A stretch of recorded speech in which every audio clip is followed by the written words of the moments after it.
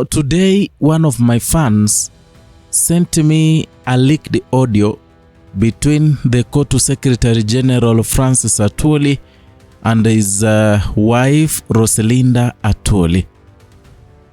In that conversation, Atwoli is seen to be divorcing Roselinda and sending her away from his house, basically because this woman has shown interest of supporting Edwin Sifuna and equally interest of vying for a seat come 2027.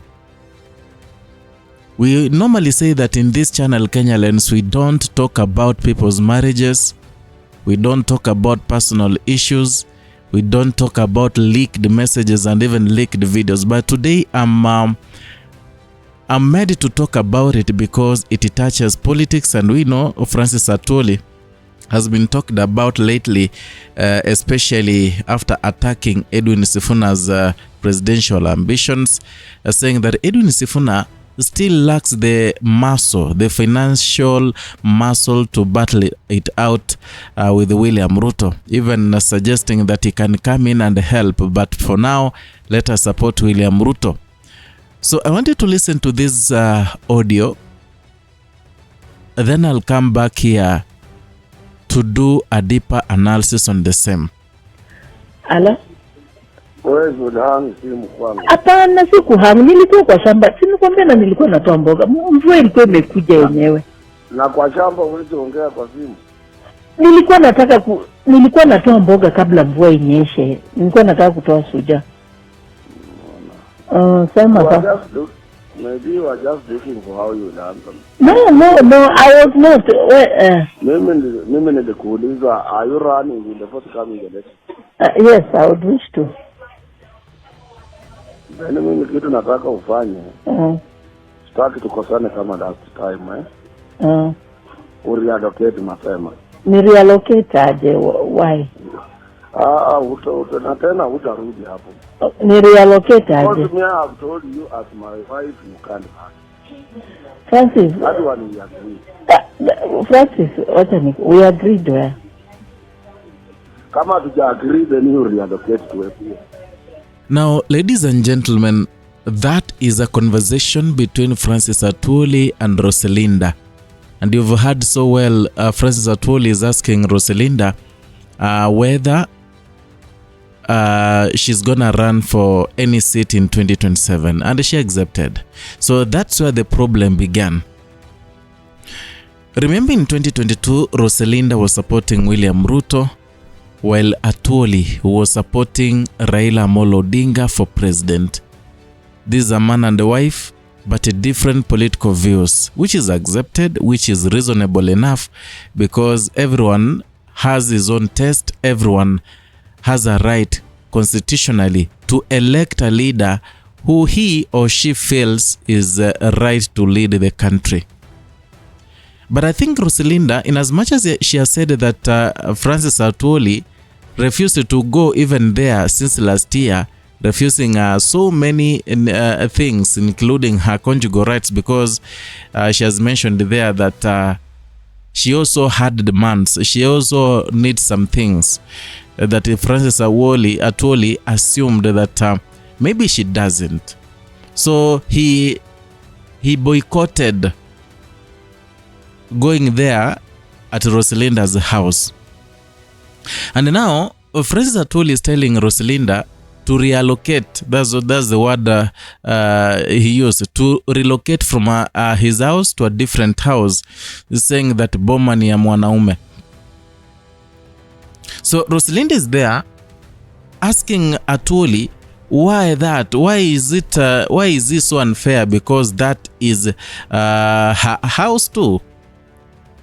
But according to Francis Atwoli, boma inakuwa ya mama. And that is why you see they are having that argument there. But you've heard Francis Atwoli's mind iko fixed to that he or that lady called Roselinda should vacate. Now, so many things are happening in Kenya. Zingine tunafurahia tu, but now when it comes to attacking someone's marriage, or rather when politics affect someone's marriage, hiyo nayo lazima tuiongelee sana. Now, this woman, Rosalinda Simiyu Atwoli, many of you don't know her, but according to her history, it is defined by the background in labor unions and her turbulent, high-profile marriage and her independent political journey that frequently pitted her against her former husband's political choices. She's an entrenched wife, second wife of, the Central Organization of Trade Unions, Francis Atwoli. Now, some things about her career, before going to national prominence through her marriage, Rosalinda was an active leader in Kenya's labor landscape. Yeah, she worked at the labor union roots, in the mid-1990s, where she served as the chairperson of the Kenya Union of Sugar Plantation. And that is when she met Francis Atwoli in 1996 through their shared trade union circles. She was 30 years old at that time, while Atwoli was 47. Now, according to the political side and according to Atwoli's narrative, their marital rift expanded because Rosalinda insisted on pursuing politics against his wishes, and he preferred her to stay at home. So Rosalinda, however, claimed that he initially agreed to her political aspirations, and that their relationship worsened later over domestic disputes, including disagreements on their children's education. And that is when they separated at around 2016 and 2017. So Atwoli subsequently stopped acknowledging her as his partner and publicly moved on with the TV journalist Mary Kilobi as his prominent wife. Now, when you talk about politics, and as much as Atwoli is on her neck, she launched and unsuccessfully did not win. Maybe let me say she launched, but she didn't win the bid to become the Webuye West parliamentary or the Webuye West member of parliament. That was in 2017 general elections, and during this time she notably avoided using Atwoli's name on her campaign trail to keep her platform independent. She never wanted anything to do with Francis Atwoli. Now, in 2022, in January 2022, that is, she sparked a massive political storm by joining William Ruto's United Democratic Alliance, and during a rally in Bungoma, Ruto paraded her to the crowd, prompting a swift viral reaction from Atwoli, who tweeted that she was no longer on the list of his relatives. Later in 2022, she was handed a Mani National Congress ticket to run for the Bungoma County Woman Representative seat. Now, recently, what has brought all this you're seeing here, the message, the audio that leaked, she endorsed Edwin Sifuna, and therefore demonstrating her fluid political stance, and publicly endorsed this Nairobi Senator Sifuna for his leadership integrity. And she even playfully challenged her ex-husband to donate 1 billion to support Sifuna's political ambitions. Remember, this is the time when Francis Atwoli had openly said that is the only person with the good network, someone who can call people, and within minutes they will have contributed billions of money so that they can fund Edwin Sifuna. And ask Edwin Sifuna that if he's so sure that he wants to run for president, he should look for him so that he can help him get the funds to run for president, instead of depending on the donations, the coins that people are donating on the streets and on the rallies, across the roads when he rallies for the Linda Mwananchi. So you see, they've come a long way from 2017. Now, you've heard Francis Atwoli ask her whether she's going equally to run for any seat this coming 2027. And she replied, okay. She was positive.